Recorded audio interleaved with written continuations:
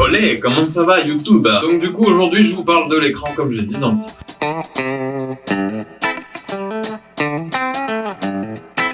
C'est un moniteur qui m'a été envoyé par la marque BestView. Donc leur gamme de moniteurs c'est DayView et en gros déjà je veux les remercier, c'est super de m'avoir envoyé cet écran. J'adorais vraiment l'idée de l'écran, je voulais du coup en profiter pour vous le montrer. J'ai acheté du coup un Atomos Ninja 5 et du coup celui-là il ne sert plus à grand chose. Vous avez vu dans cette vidéo, je vous avais présenté le DayView R7 et donc là on est sur le Mavo P5. Même si c'était super avec les mecs du BMX du coup, il était trop gros pour moi même s'il était super complet. Celui-là il a une config ultra minimaliste, mine de rien.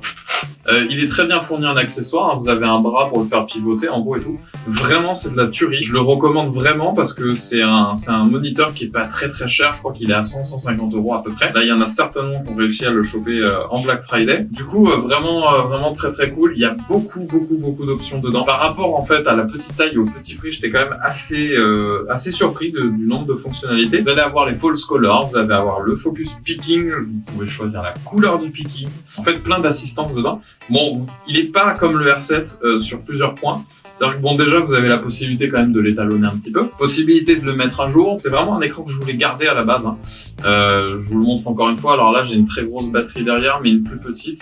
Marche très bien. Il y en a une qui est fournie avec, hein, de toute façon. Si jamais cet écran vous intéresse, vous pouvez regarder. Il y a un lien dans la description. Pour moi, la pensée clairement de ce moniteur, en gros, c'est qu'il vous propose ce qu'il peut faire à sa taille. C'est-à-dire quand on emmène des petits trucs comme ça, c'est surtout pour du matos run and gun.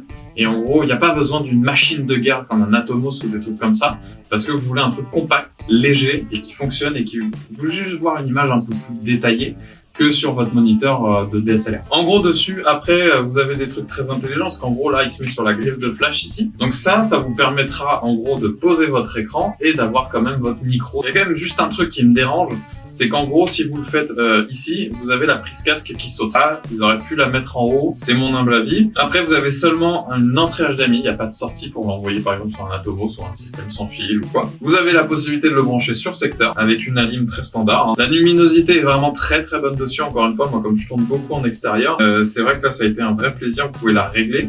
Et surtout, vous avez des boutons que vous pouvez attribuer en haut en termes de fonction. Donc là, par exemple, sur le bouton 1, est réglé le false color. Après, vous avez le focus picking que vous pouvez régler en high, low ou l'éteindre. Vous avez le center mark, hein, vous voyez, regardez, hop. Vous voyez, hop, on peut l'enlever. Et ça, c'est cool. Et bien sûr, vous pouvez attribuer ce que vous voulez sur ces boutons-là. Encore une fois, pour le prix, la facture est très bonne. Vous avez vraiment ce bras, hein, j'insiste, il est vraiment très efficace. Par exemple, je prends le MAX que j'ai ici. Vous allez voir, c'est vraiment... Et putain, ouais, il est léger. Même avec la batterie, ça passe vraiment bien. Donc voilà, vous pouvez avoir un setup. Et surtout, si vous avez un capteur stabilisé, bah là, vous êtes vraiment pépère. Hein. Vous pouvez y aller. Hein. Encore une fois, je vous le dis, je le garde pas juste parce que j'ai un Atomos, sinon je l'aurais vraiment gardé. Il est super, je vous le recommande surtout pour le prix. Il est vraiment très cool. Voilà, c'est la fin de la vidéo. J'espère que vous avez tout ce qu'il vous faut comme réponse. N'hésitez surtout pas à me poser des questions en commentaire. J'y répondrai. J'ai carrément fait le tour du produit, donc je pourrais répondre à toutes les questions ou les interrogations que vous avez. Le lien dans la description. Si cette vidéo vous a plu, n'hésitez pas à mettre un pouce bleu, de vous abonner et je vous attends pour les prochaines vidéos. À bientôt.